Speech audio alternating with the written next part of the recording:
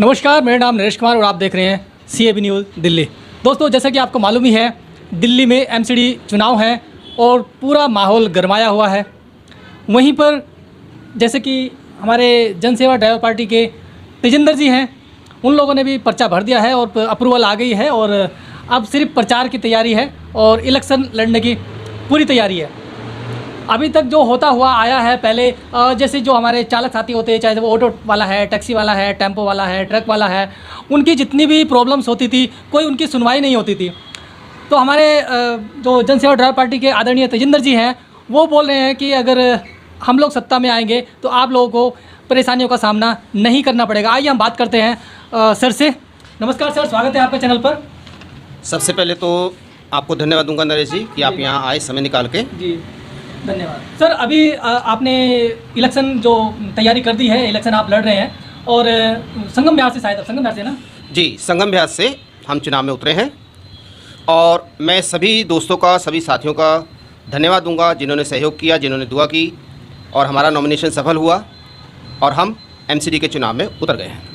Sir कैसा लग रहा है, क्योंकि अभी तक मेरे को लग रहा है इतिहास में पहली बार ही होगा कि जो ड्राइवर पार्टी तो बनी है और उसके बाद अब ड्राइवर मैदान में भी उतर गए हैं और इलेक्शन भी लड़ रहे हैं, तो कैसा लग रहा है आपको? बिल्कुल अच्छा लग रहा है कि जो हमारा चुनावी नारा था या हमारा टैगलाइन थी, सड़क से सत्ता की ओर, वो अब धीरे धीरे आगे की ओर बढ़ रही है।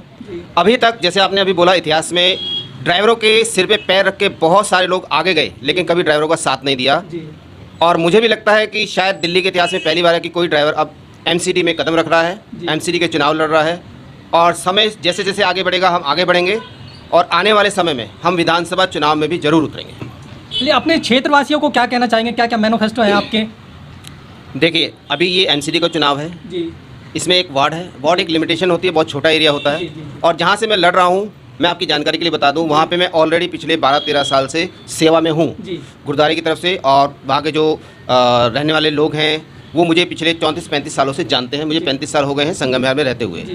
सबको मालूम है कि हम किस तरह सेवा करते आए हैं, किस तरह से हमारा व्यवहार है और वहाँ पे सबका बहुत सहयोग है, सबका बहुत सम्मान है और सभी हमारे साथ हैं। तो हम देखते हैं कि आने वाले वक्त में फिर क्या होता है। जी, अभी जो वहाँ पर पहले निगम पार्षद हैं, क्या वहाँ पर काम तो कंप्लीट ही किया होगा उन्होंने? देखिए, पहले जो निगम पार्षद थे, अपने स्तर पे जो भी किया हो जी। नहीं, आप तो उधर रहते हैं ना, आपको मालूम होगा क्या हुआ क्या नहीं हुआ, क्या क्या बाकी है, नालियाँ नहीं बनी है या सड़कें नहीं बनी है या स्कूल हॉस्पिटल्स वगैरह जो बिल्डिंग्स हैं वो ठीक से नहीं बनी है, तो आपको तो मालूम होगा क्योंकि आप इस एरिया में रहते हैं। देखिए, हमारा जो एरिया था वो आम आदमी पार्टी में था जी। तो आम आदमी पार्टी का जो काम है, आप जानते हैं कि बोल बड़े बड़े वादे कर देने हैं जी। जैसे अभी पिछले एक आज तक में वो इंटरव्यू दे रहे थे जी। तो उन्होंने बोला कि मुझे सोते सोते सपना आया, सुबह विचार आया और मैंने अगले दिन ऑर्डर कर दिया। तो इस तरीके से वो राजनीति करते हैं। हमारे वहाँ पे आज भी अगर जाएंगे तो वहाँ नालियों में आपको कूड़ा भरा मिलेगा, सड़कों पे कूड़ा मिलेगा, नालियाँ साफ़ होती नहीं हैं। सड़कें कुछ जो गलियाँ हैं अभी पिछले साल ज़रूर बनी हैं, लेकिन बाकी सारी व्यवस्था वैसी की वैसे ही अस्त व्यस्त हुई पड़ी है हमारे वार्ड में। यानी कि आपका कहने का मतलब है कि जो आम आदमी पार्टी है वो तरीके से काम नहीं कर रही है? जी बिल्कुल, वो तरीके से काम नहीं कर रही है। अगर वो काम कर रही होती तो ड्राइवर को कभी भी आगे बढ़ के चुनाव में हिस्सा लेने की जरूरत नहीं पड़ती, क्योंकि दिल्ली में उन्होंने सबसे ज़्यादा जो झूठ बोला है, धोखा दिया है, वो ड्राइवर समाज को दिया है। क्या झूठ बोला, क्या उनका काम नहीं हुआ? ये तो सब जग जाहिर है। वो खुद भी बोलते हैं कि ड्राइवर के भरोसे कोई भी कुर्सी पे आ सकता है और कोई भी कुर्सी से उतर सकता है, और वो खुद भी ड्राइवर के भरोसे ही CM बने थे दिल्ली के। लेकिन CM बनने के बाद सभी ड्राइवर को उन्होंने भुला दिया, किसी का कोई भी काम नहीं किया। हम खुद कोई अगर एक छोटी सी चीज़ की भी रिक्वेस्ट करनी तो उसको सुनने में वो 6-6 महीने लगा देते हैं, सुनने में खाली। और ये सभी को पता है कि अप्रैल से अभी नवंबर आ गया है कि हमने क्या किया था क्या नहीं किया था, उसका अभी तक कोई रिजल्ट नहीं निकला है। वादे जरूर आए हैं पर रिजल्ट नहीं। लेकिन अगर हमारे आदरणीय अरविंद केजरीवाल जी खाली वादे करते हैं तो फिर बार बार हर जगह से जीतते क्यों हैं? देखिए, कई बार क्या होता है कि आपके पास ऑप्शन नहीं होता। जी। अब यहाँ पे 2 लोग बैठे हैं, मुझे किसी वजह से 2 लोग नहीं पसंद है, कोई तीसरा एकदम से आ गया, अब मैं जानता नहीं हूँ तो मैंने उसको चुन लिया। ये हुआ है जी। अभी भी जैसे इलेक्शन गुजरात में है और गुजरात में भी उनका काफ़ी दबदबा है, तो क्या लगता है वो वहाँ से जीतेंगे?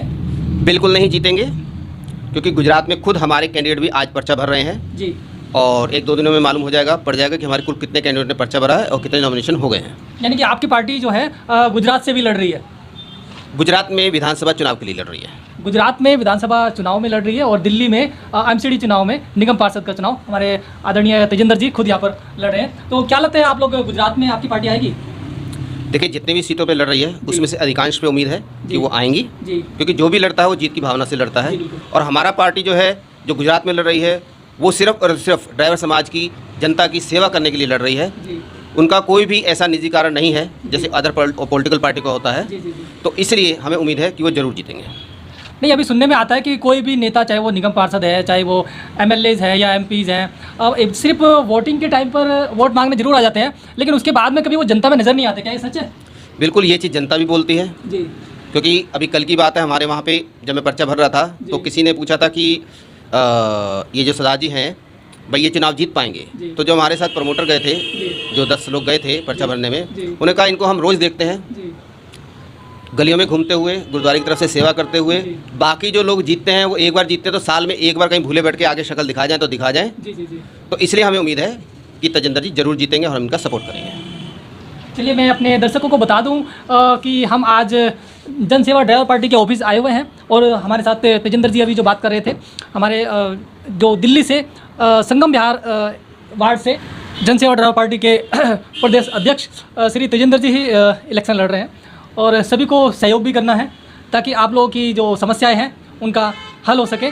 और इस मैसेज को ज़्यादा से ज़्यादा लाइक एंड शेयर ज़रूर करना, क्योंकि ये मैसेज दूर तक जाएगा तो सभी चालकों की हेल्प हो सकेगी। जय हिंद, जय भारत। नरेश कुमार।